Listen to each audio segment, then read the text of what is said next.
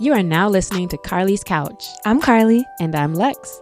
In this podcast, we discuss a wide array of topics about life and how to live your best life, whatever that looks like for you. Hope y'all enjoy. One of the main reasons we self-sabotage is because we have a desire for instant gratification. In this episode, we're going to talk about why it's important to have a long-term focus when making decisions and how to stop self-sabotaging. Hello. Happy Monday, because we know y'all tuning in the first day that this drops. Thanks for listening. As always, we appreciate it. How you been doing, Carly? Man, I've been pretty good. Real chill, real peaceful. Getting a lot of rest, which is new and lovely. I think it's also a facet of it getting dark at 3 p.m. every day. Yeah, hold up. Let's put a flag right there real quick, because why is everything so different this fourth quarter? Like, when it starts getting dark at like 4 o'clock, that's so crazy. Like, your brain literally turns off at a certain point of the day. Yeah. I think. And we were like working on the episode yesterday. It had to be like 5 o'clock, and we were both like yawning. It's dark as hell outside. Like, man. But so I'm good. I've been getting more rest. Yeah. I feel like I'm finally overcoming. I don't know. There was just a moment where I didn't really want to be around people, like at all. Like, not even kicking it, nothing. I think I'm starting to like get past that a little bit, because I'm like, oh, I want to go do stuff or see people. And I'm like, oh, that's new. So I'm trying to like ease back into that. How you been doing? Been doing pretty good. I think that's important though. Like, you just listen to yourself. Sometimes you want to hang out. Sometimes you need to just chill. So I think we all kind of go through like those different types of phases. And right now it's definitely feeling real hibernation-y time. I've been feeling super like tired lately, but I just started training again in the mornings. And then also I added a 7 a.m. call to my calendar every day. So it's like trying to make myself have to at least make sure I'm getting started earlier, since I know come 2-3 o'clock, it's like, it's kind of over for me. And so I can get that rest in the evening. So I just been super tired, but I've been doing pretty good. Realizing I don't eat any vegetables, so trying to fix that. Because I think that's why I'm tired. Because once I started working out again, it's like, also I don't think I'm eating right. Which, to be clear, I eat very well. So like, I eat a lot of good like foods, and like I just literally go out for every meal. But I'm not eating enough of. You're probably not eating enough. Yeah, no, I'm not eating enough literal nutrients. Like, if I would be embarrassed if I read the list, but I track, like kind of just what I was eating, so I could just see what's going on. I'm like, oh, this isn't bad. But they don't look at it like, sometimes it's like double for breakfast, or like I had like lamb like 4 days out of the week. I had like birria tacos 2 days. Like, every day I'm having like, it goes from like burger, oysters, fish taco, lamb chops, like all these things in a day. So it's just like too much going on, but not enough of like actually broccoli or like anything that was green. So working on that. Yeah. And especially around this time of year, it's important to make sure your nutrition is high, because seasonal depression, all these things really affect our moods. And as much as like people are like, oh my God, stop beating a dead horse or whatever about like eat your vegetables and all that, like that really actually does help your mental and your physical body like perform as well. Yeah, I just went ahead and ordered a pack of juices, like a 7-day, where you can eat your one meal, but then just juice. And it's not necessarily like to be a diet, but I'm just not taking in enough nutrients. So I'm going to try to make sure I have like one better meal or a decent meal that's like more balanced. And then try to juice a little bit more so I can get my vitamins up. Awesome. Well, I'm excited to hear how that goes. Yeah, and it's hard, I think, especially now, because when it's cold outside, I don't want salad, or like other things. It's like, how can we? Like, the most vegetables I would have is like Chipotle bowl, but also it's like, that's all rice, or like I eat so much pasta and it's just like, it's just kind of empty. So I think tracking and being aware of that stuff makes sense, because I really have a longer term goal to just like tighten back up. I feel like over the last year, I think as a mix between like my age and getting older, metabolism starting to slow down, being much less active, eating much more, I think too. Like, I think I'm probably just literally eating way more. Then I'm like, oh man, now I can't fit some of my clothes. So it's like, I need to also know my body changes quickly, but it's like, all right, what decisions do I need to actually make to zip back into shape in the way that I want to be? Just because I think, you don't really feel out of shape, but like, you know, when you like look at yourself and you're like, this used to be a little tighter. You know, it's just like, it's not doing what it needs to do. So my focus right now is not self-sabotaging my diet, or what I'm eating or myself with like having these body goals. Cause it don't make sense to be paying this guy every other day for training and I'm just coming home and eating trash or not being active on my own or doing anything else. So, and I think that's a perfect unintentional segue. Maybe you were intentional about it, but I wasn't when we were just talking into self-sabotage. So this episode is really focusing on the little decisions that we make every day for instant gratification that actually set us back. And we're going to examine some of those. But it started really big picture because I'm reading a book called The Mountain Is You by Brianna Wiest. And it talks about self-sabotage, very big lofty things like, oh, you're, getting in these relationships, aren't going to work for you, or, you're not believing in yourself. So you're playing small. But what it really comes down to is our daily decisions. And so self-sabotage, like the definition of it is when you undermine your own goals and values.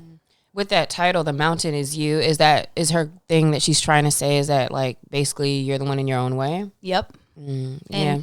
Which we always are, right? Which, I don't know, it's so interesting how our brains even work to really want a thing, but then you don't actually want to do, the stuff to get to it. Or we like to have like very quick, like what are 3 ways I can, lose 10 pounds real quick, or, 4 steps to be more productive, or like whatever, right? Like we want these quick microwave results, but we have these goals. But I wonder what it is, like what's the disconnect? Why it wouldn't be just easy to just, eat better or do, go to sleep early or whatever. I think that there's a mix of things, but our brains actually are scared of change because they are so used to us doing things in a certain way. If you're always ordering food, if whatever you're doing, that it's harder for them. Like they feel safer because they know, the emotions we get, like when we eat that bad food or whenever we do stay up to watch Netflix or whatever. And so they try to keep us in those patterns. So sometimes it feels like, oh, it's just a lack of willpower why I can't do these things. But in reality, you're actually rewriting those neural pathways. So it goes a little bit deeper. So it's not always like, oh, it can just be a decision. It's like, no, you're actually rewriting these neural pathways of things we've been doing for so many years. We kind of mentioned that before with, what's that man? Joe Dispenza's book, I believe. He talks about that. Mm-hmm. But also I feel like there's a lot of things we do. Like if I light up and I want to smoke a J or something, it's like, I might feel like, oh man, I shouldn't have did it just now. Like I have a meeting in a minute, or like I'm eating too much right now. I'm like, oh man, my stomach right now. Like I feel like you also can feel those negative effects sometimes as you're doing a thing or making a choice. Or like, have you ever been watching Netflix and you're like, damn, I should be doing this. And you kind of don't, it's like you enjoy it, but you kind of don't enjoy it at the same time also. So it's all just very curious to me. It's like, I guess you're choosing one thing over the other. But do you think it's intentional? I think sometimes it can be. I think, for example, you got work to do, but then you choose like, F it, I can get it done tomorrow. And so you're putting yourself in this place where you're going to be stressed out tomorrow because you wanted to go relax and hang out with your friends today. Like that is a very real thing. I've definitely done that before. Like, I'm not going to do no work today so I can just relax. Mm-hmm. But then, tomorrow you're going to be stressed out. So I think sometimes we consciously choose these things that go against like our bigger goals and vision, just for the satisfaction in the moment. And I think sometimes it's not as intentional. Mm-hmm. In what way? How is it not intentional? Like that's when you're just like, I'm just stuck in a habit, or I'm just moving on automatic, maybe. Well, when I was like researching it, they kind of had an example, and it's like, okay, this is like a big example, but people with a strong fear of failure in their jobs often develop unconscious habits of like doing sloppy work or not putting their full self into an assignment because they feel like they're going to fail anyway. So it's like they don't want to validate it themselves. So those are the more unconscious, like deep-seated things that you're not realizing. Okay. Yeah, I get that. Where it's kind of like you don't even really believe something anyway. So you act in accordance to that and you kind of make it happen. And it's like perpetual cycle. Mm-hmm. How do you even get out of that? What is as we get started talking about self-sabotage, like what is the awareness that we have to kind of put into place? I think it's looking at your pattern. So the definition of self-sabotage is a pattern. It is something that you habitually do or that has been happening, in cycles in your life. It's not like you're always on, and then the one day you choose to go hang out with your friends and not work. That's not necessarily self-sabotage. But if you're always putting things in front of your work, if you're always choosing stuff or putting yourself in a situation where you're going to be late, where you're going to have to explain yourself, where you're not showing up for yourself, then it becomes an issue. And so I think it takes a moment to like look at your patterns and notice, like, are you always late, or are you, you know, always waiting till the last minute to turn in anything? Yeah, but with every day, you know, we're just making decisions. And essentially, and let me know if you agree or not agree with that, essentially every decision you make, whether it's what time I'm waking up, if I'm going to eat breakfast or not, what I eat, what I put on, how I do it, like everything is either going to be for your movement forward or not good for you, right? I don't know if I should necessarily say negative or positive, but you get what I'm saying. Like every decision you make is, you know, all right, that determines where we're at. And so is it right though that any decision and every decision you're making that isn't for your best interest is self-sabotage? Is it technically? I mean, I guess technically by that definition, yes, because I'm with that. I don't believe that there are any neutral decisions. It either helps you or it doesn't. And so technically, or it's like, what does it help you for? Because perhaps, so for example, I'm sorry to cut you off, but for example, like, let's say you need more rest, like you're so exhausted or tired or feeling burnt out, but also, okay, in the morning now it's like hitting snooze, like, oh man, should I hit the snooze? Do I need to rest some more? But now is that, you know, gonna make me tight up on my day? And like, which thing is worse, I guess is what I'm thinking. Like, what is the self-sabotage? Like, well, I think it's hard to get up on time and pop up out of bed if you don't have enough rest. And so I think the decision to stay up late, even though you know you have to get up early to go to the gym, to go, and you know that you don't have any other time tomorrow to work out. So you need to get up early so you can go to the gym, so you can be back for your meetings. Like the thing that inhibits the rest of that, I think, is the self-sabotage. So if you're consistently staying up late on Netflix or on TikTok or on whatever you're on, you know, knowing that you could be reading a book, hanging out, doing whatever, but knowing that you need to go to sleep at a certain time in order to show up as your best self, like that is self-sabotage.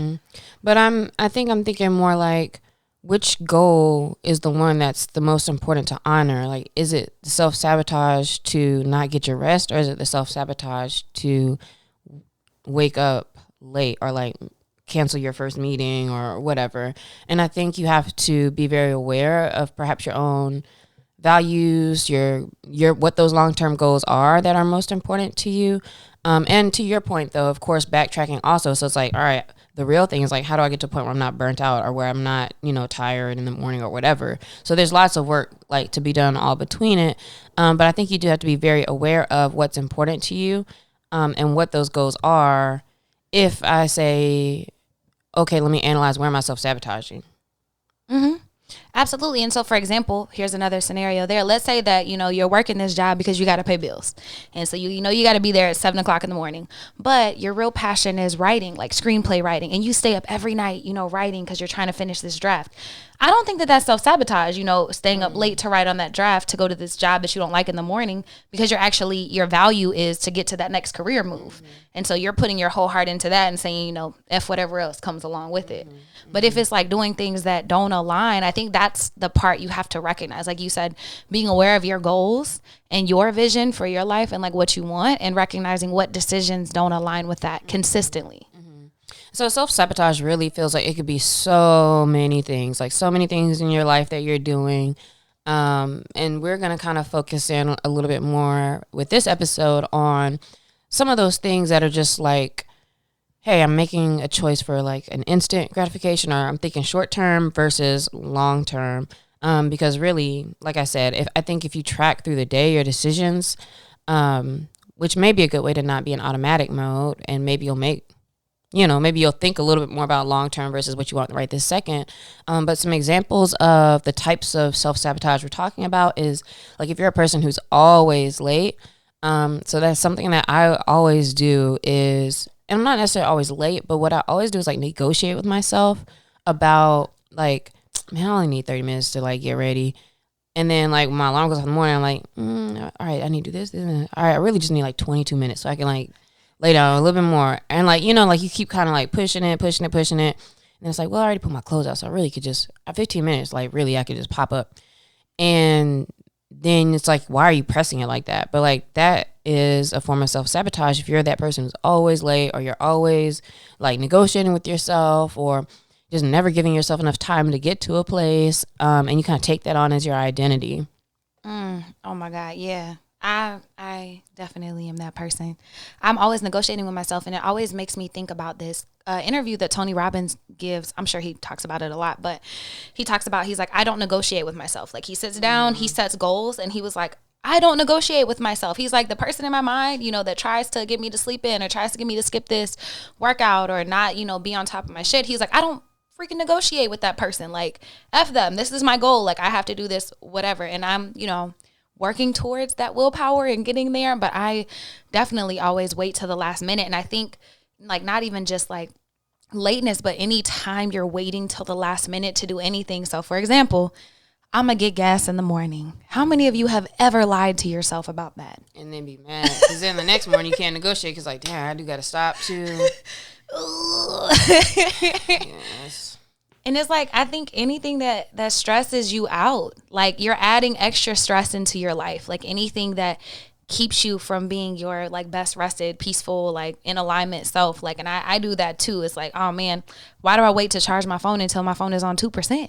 It's like, come on, dog. Like you have a charger right there. Like why put myself in these situations where, you know, I'm gonna set myself up for failure later. Yeah. Another example that we've kind of been talking about is poor eating habits. So, you know, if you know that you just work till, oh man, now all of a sudden I'm hungry, or like you're just not planning that appropriately. Just now I got to order something, or now I'm just going to run over across the street to In-N-Out or whatever it might be. Thinking about that, like, why am I making that quick decision instead of being planned out for what I need to be doing? If that's one of your goals, is to eat better, take care of your body. Yeah, and I think one of my mentors used to tease me and some of my friends about being the microwave generation. So millennials are like the microwave generation. Anything we want, we can kind of get in that moment. And so that kind of sets us up for failure, because it's like, man, I could go to the grocery store on Sunday and get all this stuff to cook, and I could set myself up for a win, but I know that I have that fallback plan just in case. And so we kind of start negotiating with ourselves. And at the end of the day, you have a lot less willpower than you do at the beginning of the day. The same thing with the week. And by then you're just like, man, F it. And then you're on Uber Eats, you know, spending $40 for a hamburger. Man, yeah, $30 for a Cinnabon, wildin'. Yeah, and then the fact that like I'll do that and not care either. I'm like, well, it's the price I'm paying for this right now, convenience. But it is wild. Like I really have gotten to a point where I just don't even want to go to the store. The store's not even far away, but like I realize that I just have to be more planned. Like personally, I have to be more planned for what I'm gonna do, because I also will have decision fatigue through the day, and it's like, all right, if I just maybe plan at the beginning of the week what my meals are going to be, if I bought the groceries for like at least a couple that I know I'm going to cook or something. But if I don't have any plan, or like, what's his name? Like Richard Williams, if you fail to plan, you plan to fail, and I'll be failing. So Uber Eats, shout you out though. Man, but even like this week, I actually did meal prep, and I'm a person, like I used to have a meal prepping business in Dallas. People used to pay me to meal prep on Sundays. I would buy the food. I'm getting bored now. Dog, that's what I was about to say. It's so like, all right, I like eating food now. I bought the stuff and I can cook, and I love, my food was delicious, but I didn't want it. Like the next day I was looking at my leftovers like, nah. Yeah, I don't even want that. Yeah. And so it's like, how can I plan to set myself up to win with that stuff? So it's like these everyday decisions. And like you said, it's like decision fatigue. You start to lose willpower at the end of the day. You start to get tired. Sometimes you go to bed and don't eat just because you don't want to wash dishes. And like, it's like, why do we do this to ourselves? Like, why do we make these, you know, decisions whenever we know better? I think maybe this episode should really be titled, or like it's almost like it's about like don't negotiate with yourself, or like not to negotiate with yourself, or to stop negotiating with yourself, because with all of these things, these are the type of small things that I think when we do them we know, but we're making that decision, or we're like, oh, all right. And I wonder if some of the ideas that we have here about like how to not self-sabotage with these types of things, if that would be relevant for that, like how to be more firm with yourself, because I wonder how our interpersonal relationships with other people would be if we were saying no more firmly or yes more firmly to ourselves. I wonder if that kind of makes it where we have better and healthier relationships outside of us as well. Just thinking about that, like, I wonder if you're a person who, and really, I guess this is also about like crossing your own boundaries. I guess if you're a person who like doesn't really listen to your own self, really, or can't be focused on the things you say that you want, I wonder if that makes you more of like that kind of free for all person with other people also. And, I wonder what the correlations are there. Oh, I think it is just like you teach people how to love you, and how you treat yourself is often how other people treat you. Not saying you're responsible when they're abusive people, so don't think that's what that is. But like if I'm always like, oh, it doesn't matter, we can do whatever. It's like, whatever. But that person that's like, nah, I don't eat that, or I don't do that, or I gotta be at bed at 9. We all have a friend who's like, nope, nothing is going to change. Respecting them too. Yeah, you respect the hell out of them. So it's like, why don't we respect ourselves like that? And then to your point, then it kind of reverberates out into the rest of our lives. Yeah. I mean, we're talking about things like, all right, hitting the snooze button, being late to stuff, not eating what you say you're going to eat, being a procrastinator with your work, things like that. There's definitely some ways that we can reframe so that we can start to, I guess, place more importance on the things that we say are important, like with ourselves. So how do we get over this kind of self-sabotaging and needing that instant gratification, to be more long-term focused with your decision making? Like, what do you think that entails? I think it entails starting with yourself. So self-awareness, like knowing, like clarifying your values, like what is it that you really want? And then being firm with yourself, like your thoughts, your actions, your values, your goals, everything needs to be aligned with that. So I've really been working to get healthier and take care of myself, not for an aesthetic, but just because I'm trying to live a little while. I got some stuff to do while I'm here. I want to feel good while I do it. I'm tired of being exhausted. And so I need to do whatever it takes to, keep myself in my best shape, my most well-rested self. So what does that look like? Okay, so once I clarify that, it's a little bit easier to see what falls in line and what doesn't. So if I'm doing that, like, should I stay up, till 2 a.m. watching Netflix, knowing I got to work out at 6? No. Okay, so that's off the table. So maybe I set a rule for myself at 10 to go to bed every night because I know I have to be up at 6. So it starts with you getting clear on whatever it is that you want and that you need for yourself. And then I would say also next is being clear on what you are doing now. So whether that's mental and like knowing your thinking patterns, but also to the examples even you just used, just tracking your sleep. And now our apps kind of do it for us, actually, if you go in there and look. Sometimes it's not all the way accurate, I don't think. But start writing down like what time you went to bed each evening or how many hours of sleep you got. Start tracking your meals. Like that's what I did because I'm feeling like, somebody asked me, oh, how do you eat though? And I'm like, yeah, that's pretty good. Like, I think I eat well. And then I tracked it and was like, God dang. Tracking, I remember I used to track my spending, like with budgeting, just to see like, oh, I'm spending a lot of money on this or that. Uber Eats basically was. So understand what your actual patterns are also, and then kind of put that against what those goals and values are. And I really encourage you to pick one goal or whatever you're really focused on and then write down your patterns because you think you know, but you really don't. I'm telling you, if you think you're great at time management, but you always feel like you don't have enough time, write down how you're spending it. Then you start to notice those quick scrolls on Instagram or on Twitter, like actually be taking up a lot more time than you thought, that you are, consuming like, oh, I think I eat pretty well. But then you forgot that there's cookies in the break room and you always have a cookie every time you go for a break. And so you start to forget all those little things. I think another important piece is like, so once you have this goal, you start to track back from it. You start with the end in mind, and that's how you frame your decisions. Like, I think that that's big when you're thinking about like, okay, if this is my ultimate goal, then how do I actually get there? And that allows you to anticipate like obstacles that could come up and to plan for those so that you're more fortified in what you're trying to get to. That makes me think of Richard Williams too. Because I just watched King Richard yesterday, the movie about Serena and Venus and their dad, and how he very clearly, like throughout the whole movie, is like, I have a plan. Like I've had a plan since y'all were born, and like really having all the things mapped out to where no matter what came up or popped up, he knew exactly like how he wanted to navigate it because he knew exactly where he wanted to get to with it. And I think that clarity really helps. Like with business, my example would be like, no, I'm not doing well on my sales, or I'm not even performing as well when I wasn't very clear about like, what do we stand for? What, all those little things like vision statements and your branding and things that we think like, okay, I don't know if it's that important, but it is, because the tighter we make like the parameters of our business, our company, the more clear it is for you to talk about it, to sell it, to do what you're supposed to be doing, etc. And so that clarity is really, really helpful for you to, I don't know, be more focused and like actually kind of be clear on what you're doing. Yeah, and that, like, I think and by we, me, sometimes like we can lie to ourselves. It's like, oh, I want to be healthier, but that's real general, and that leaves a lot of wiggle room for whatever that looks like. And so we're smart enough to lie to ourselves, like, oh, it's cool to do this. Oh, I don't have to work. It's just like, no, what are your goals? Get clear. So setting your clear vision and then starting to work back from that. And then also not even just the what, but the why. Like, oh, I want to be healthier. Healthier how? Like, what does that even mean? And then why? Like, and it's okay for like for me, I just want to look more toned and more tighter.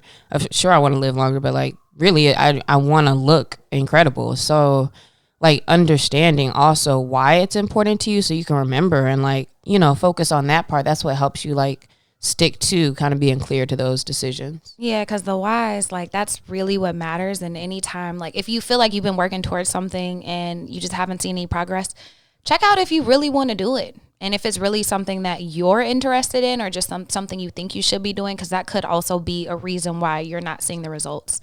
I think it's also important to take one day at a time. With working out, with eating well, with getting up early, whatever your thing is, like you have to learn to celebrate one step and one day at a time, because it can be overwhelming to try to focus on the end goal every single day. Like, oh man, I'm so far from this. Oh, this workout, I'm not seeing any results. It's like, no, but you went and worked out today. You feel good about that. Like, celebrate that. Mm-hmm. And during the time that you're paying attention to your own habits and your own, the actions you're taking, the words you're saying, etc., also think about like, what void is that self-sabotage filling? So if instead of doing work, it's like, man, I just got to stop and watch Netflix, maybe the issue really is like that you're just burnt out right now, or that you do need a mental break, you do need more rest, whatever it may be. So kind of understanding what that is, and or you're scrolling Instagram for 45 minutes. It's like, all right, what do I need? Maybe I need to feel some kind of way right now. Maybe I want to feel desired, or I want to feel connected to people, whatever it might be. And then think about other ways that you can maybe incorporate that into your life, whether you schedule more time with friends or call somebody or whatever. Going back to the other thing, getting more rest, whatever that might be. But pay attention to what it's filling, and also now compare that to like what that actual goal that you wanted is, so that, all right, which one is kind of most important for you to be focused on. Yeah, because we don't do things for no reason. Like, even if you think that you're scrolling, for no reason, no, it's like you're looking for validation, confirmation, connection. You're avoiding feeling difficult emotions in the moment. Like, there's a reason why we have all of the habits that we do, and it takes a moment to pause to figure out what that is, so that you can then like feel that connection in a healthier way, and starting to implement those one at a time. In that same vein, we have to challenge ourselves to be more comfortable with feeling uncomfortable, because as we begin to change our habits, our brain and our emotions are going to be hella uncomfortable. Like, as we change those neural pathways and start to, reframe things, you're going to be uncomfortable, and that's going to make you want to lean into your unhealthy habits even more. So it's just like being mindful with yourself and staying present in that moment. I think that one's really important, because that makes me think about things like, for example, when you're going to think about like, okay, what I'm about to eat, and you're dealing with the ideas of like how you feel about yourself as you're like looking through what you want to order, and or paying more attention to what that void might be that's getting filled. Like, it is uncomfortable when you see like you feel some kind of way, but like you want to make that quick decision, or the decision that's more gratifying in the moment. If you really could identify in that time like what's going on with you, that is very uncomfortable, I would say. When you're then choosing like something quick to kind of, it's like you're choosing the Band-Aid real fast to like get me out of this thought right now, instead of kind of like really letting yourself feel it, and let that guide you or inform you of, all right, for the longer term, like what do I want to be doing? And I think a good practice is to try to do the opposite. So when you notice like, oh man, I could just stop and get this cookie, it's like, okay, or not. How about you get fruit? Or, and I know we're harping on the like health examples, but I think sometimes it's the easiest to think about like quick things like that. Cause I definitely got a cookie spot that I love. It's called Zooey's out here. Shout out to Dre for posting about it on Twitter. I tried it and it was fire.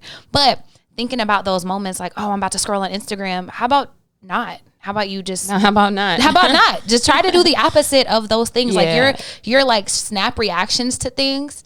Try just doing the opposite for a little bit and notice what comes up. Like notice how you feel when you're standing in line, not scrolling on your phone. Yeah, that's a really good one too. And like you could really do that for a day where it's like your first thought, like do the opposite thing. I was doing this and it was very helpful with like relationship type stuff where it's like you want to, the first comment you want to say or just with a lot of things, mostly about like speaking up about stuff. Or if I didn't want to say something, or if I want to say something, whatever, like do the opposite. Because most of the time, like I don't want to talk about a thing or, you know, whatever.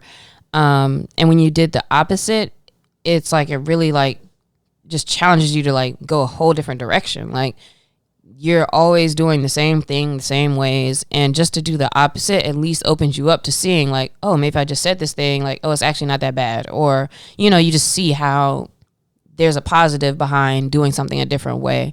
So that's definitely a great idea.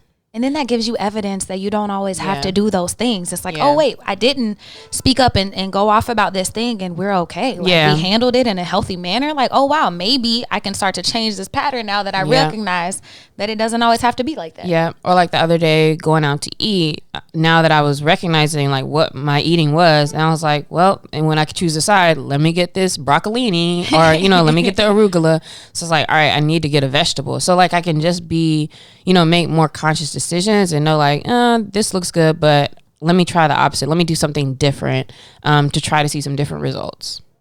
Yeah. And as always, being kind to yourself through this, because it's not easy. Anytime you're trying to change something you've been doing that's been a pattern for 20, 30 years in your life, like it's not easy. So how can you practice self-care in that moment and be kind to yourself and give yourself space to mess up, but also to get back on track? Yeah, and try having like an accountability buddy or even in your journal or whatever. I use my notes and just, you know, if there's something I'm kind of focusing on, which obviously right now is kind of like food and just paying attention to that, then I'm tracking it. So it's helpful also if you can talk to somebody, have a support or support yourself with just writing things down and, you know, think, oh, okay, I see what happened here. I could do better or I did good. You know, at least I had that arugula one day this week. You know, and just pat yourself on the back for those small incremental steps forward. And I'm always about positive things, but this is something that psychologists use, and I'm going to shout out Tony Robbins again because it was very impactful. But think about the cost, like what you will lose if you don't start making these changes, whatever it is. So if you don't start working on sales for your business, if you don't start, you know, being on time to things, if you don't start eating healthier, or if you don't start working out, like what will you lose, like, or fail to gain if you keep on going how you're going? And he did this whole thing. It's called the Dickens theory. So thinking about like Charles Dickens, like, you know, the Ghost of Christmas Past. It's like, think about yourself when you're 80. If you don't change any of your decisions, like what will you have lost? Like really, like, you know, if it's your health, your business, your opportunity, you know, feeling like you didn't live up to your potential, whatever it is, like, and working backwards from there. So it's like, what is the cost of you not changing any of your actions right now? But I think sometimes our thinking is so limited that it's hard to even imagine that sometimes. But maybe that's also easier than like, oh, what could I gain? Because we also limit ourselves on like what we think is possible to happen. But I like thinking about like what is possible with that goal. Like what do I really want? Like for real. And then like, okay, really seeing those things as possible and knowing that everything I do needs to just make sense to go towards that. Because even if it didn't happen, you're going to be doing way better than, you know, if you're just not moving that direction at all. I think it's a great imaginative exercise. I'm always on the side of what can happen and what, is possible and all of that. But I think sometimes some people are more motivated by what they will lose or that. So depending on how you're motivated, I challenge you to do both, look on both sides of the spectrum, just because even though I'm leaning more towards what the possibility is, like it actually was impactful to look at like what I could lose or what I could fail to achieve if I keep going in the way that I was going. So try that. Think about, when you're 80, if you don't change any of your decisions and you lean into the unhealthy ones you have right now or the ones that are self-sabotaging, like what that would look like. Okay. Do we have a shout out? We do. This week is Thanksgiving, so happy Thanksgiving, Indigenous People Days. But on Saturday, it's Small Business Saturday, and if you're in Los Angeles, there are 2 markets that I know about that are highlighting Black and brown women-owned businesses in the community. So one is at Crenshaw Mall. I'll find the link and I'll link it. And then the other one is at Thrive Health Lab. I'll be there. So if you want some hoe butters, come see me. But I'll link both of them. And I'm sure there are plenty other ones. So hit us up. Let us know and we'll share that on all of our social media so you can go support local Black and brown owned businesses in your community. Yeah, that is important. And we hope you have a great Thanksgiving this week, whether you're with friends, family, chilling by yourself, getting some rest. At least you should have a couple of days off work. I think we still get. I don't know. Don't ask me. And this week's question of the week, Carly, where in your life could you have a little more imagination? Ooh. Interesting. Where in my life could I have a little bit? Oh. I don't know. I feel like I'm pretty imaginative. Maybe and by that I mean like where is it like in your mind like things are concrete but it's like you're not open, you could open up more to like random other possibilities of things? I guess just in things that I want to do and want to accomplish in my life. Just in general. Let me think. Where in my life I could have more imagination? Probably, actually, probably with meals and meal prepping and cooking. I don't know. I eat a lot of random things though, so I'm pretty open to stuff. What else? And I think what I'm trying to think of is like spaces where I have an outcome in mind, or like I'm already kind of trying to control it to go to a certain thing, but it could be something else. I don't know, maybe with like